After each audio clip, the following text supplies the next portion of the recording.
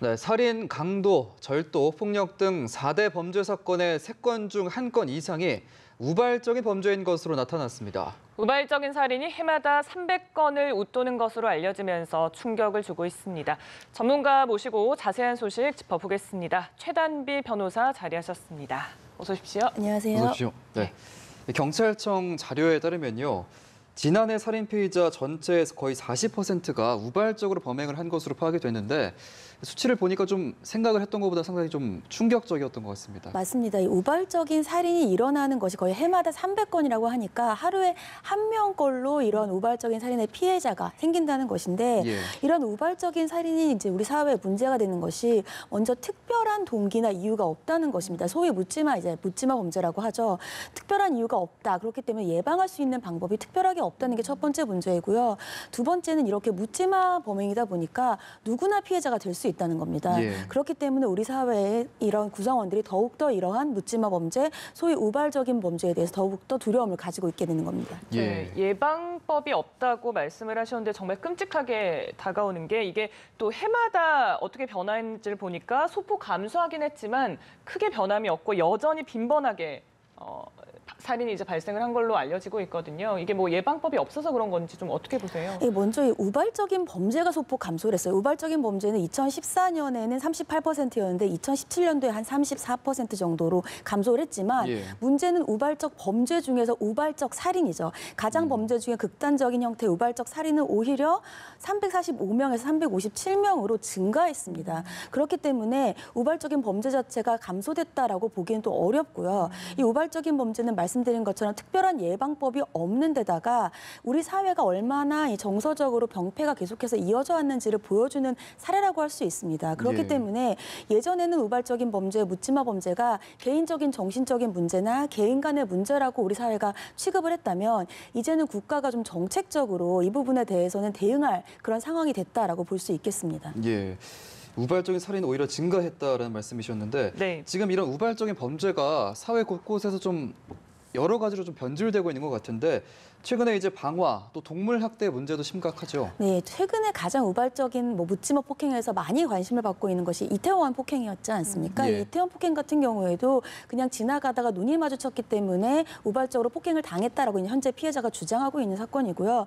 단순히 이러한 묻지마 폭행, 묻지마 살인뿐만이 아니라 말씀하신 것처럼 방화 사건 같은 경우에는 지난 26일에 한 식당에서 60대 남성이 말다툼을 하다가 홧김에 그 식당에 불을 내서 4명이 화상을 입은 사건도 있었고요. 여기에다가 지난 8월에는 자신이 키우던 진돗개가 말을 안 듣는다. 주변 사람과 다투다가 이거 진돗개가 시끄럽다라고 해서 둔기로 때려 죽인 사건도 있었습니다. 이렇게 단순히 묻지마 폭행 같은 경우에 문제가 되는 것이 처음에는 그 대상이 예를 들자면은 단순히 동물이거나 아니면 물건이죠. 방화 같은 것들을 하다가 그것이 점점 자신의 화를 주체하지 못하면서 폭행 아니면 가장 극단적인 살인까지 이어질 수 있다는 것이 문제점으로 지적되고 있습니다.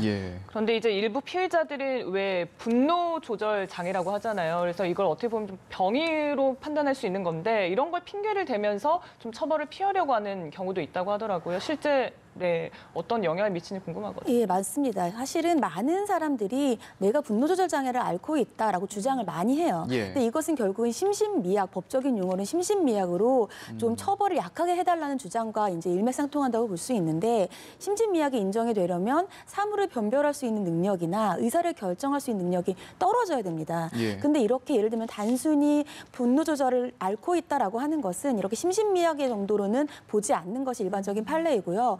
거기에다가 더해서 말씀드린 것처럼 특별히 인정할 만한 동기가 있는 범죄도 아니고 범행의 단계에서 범행의 수법이 잔인하다고 한다면 오히려 양형 단계에서 더 가중되는 고려가 될 수도 있습니다. 그럼 법원에서 이제 판단을 할 때 어떤 기준으로 판단을 하게 되나요? 예를 들면 그 상황에서 일반적인 사람이 봤을 때에는 정말로 이 분노를 조절할 수 없는 소위 정신적인 질환 정도에 가야 되는데 일반적으로 보통 우리가 얘기하는 분노 조절 장애 같은 것들은 그런 정도로는 갈 수가 없고 일반인들이 어느 정도 법으로 봤을 때는 이것이 조절이 가능한 상태라고 보거든요. 그렇기 때문에 이런 경우는 대부분은 심신미약이 인정되지 않는 경우가 많습니다. 당연히 법망을 잘 피해가선 안 될 것 같습니다. 이제 다음 사건 사고 소식을 좀 짚어보면 술에 취해서 차량을 몰고 가다가 철길 한복판에 뛰어든 승용차 운전자들이 경찰에 적발이 되기도 했고요. 울산시의 철도 건널목에서는 무궁화 열차가 선로에 있던 승용차와 충돌하는 사건이 발생했다고 하는데 이거부터 좀 짚어보죠. 예, 울산시에 있었던 사건 먼저 말씀을 드리면 예. 지난 11일 오후 3시 50분경이었습니다. 울산시의 한 철도 건널목이었는데 이 철도 건널목에서 동대구에서 부산으로 향해서 가던 무궁화 열차가 선로에 있던 승용차와 추돌을 한 것입니다. 예. 그래서 다행히 그 승용차 안에 있던 운전자 같은 경우에는 열차가 오기 전에 그 차에서 탈출을 했기 때문에 괜찮았지만 예. 그 열차가 충돌을 하면서 그 안에 있던 승객들 한 5명 정도가 어깨 등에 부상을 입었고요. 이번 충돌로 인해서 열차가 한 30여 분 정도 지연이 됐거든요. 예. 그래서 경찰이 이 원인을 파악해 본 결과 통행이 이제 열차가 보통 통행이 바로 오게 되면 이제 건널목에 차단기가 내려오지 그렇죠. 않습니까? 예. 근데 그때 멈춰야 되는데 차단기가 내려오기 전에 빨리 통과를 하려다가 차단기 사이에 이 승용차가 그러니까 갇히면서 이런 사고가 난 것으로 보고 있습니다. 예.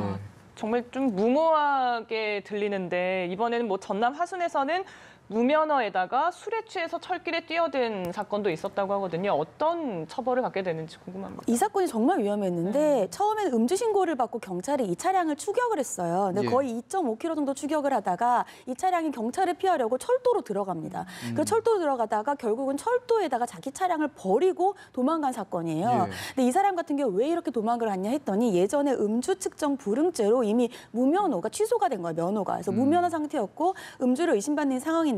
이 사람 같은 경우에는 도로교통법의 무면허 운전죄 그리고 철도 같은 곳은 차량이 통과할 수 있는 곳이 아닙니다. 건널목이 아니면. 그래서 철도 관계자의 승인을 받지 않으면 철로로 통행하는 것 자체가 철도 안전법 위반이에요. 그래서 이 두 가지 위반죄로 처벌될 수가 있습니다. 네, 무면허 운전죄와 철도안전법 위반죄인데 지금 저희가 통계상으로도 보니까 최근 5년간에 발생한 철도 건널목 사고가 모두 62건으로 집계가 됐습니다. 좀 대책 마련이 시급해 보입니다. 이러한 철도 안전과 관련된 사고 중에서 가장 많은 것이 첫 번째 사건과 같이 이 경보가 울렸는데도 이렇게 과감하게 들어간다고 해야 될까요? 그러니까 예. 무모하게 들어간 사건들이에요. 그렇기 때문에 먼저 이러한 안전과 관련된 홍보를 먼저 해야 될 것 같고요. 두 번째로는 이제 지금 많이 2018년도까지 확대되고 있는 장치가 있습니다. 그 안에 철도 안에서 빠져나가지 못한 차량을 센서로 감지를 해서 기관사들에게 알려주는 장치가 있는데 이것들에 대해서 이제 2018년까지 광범위하게 이것을 나누어 줄 예정이고요.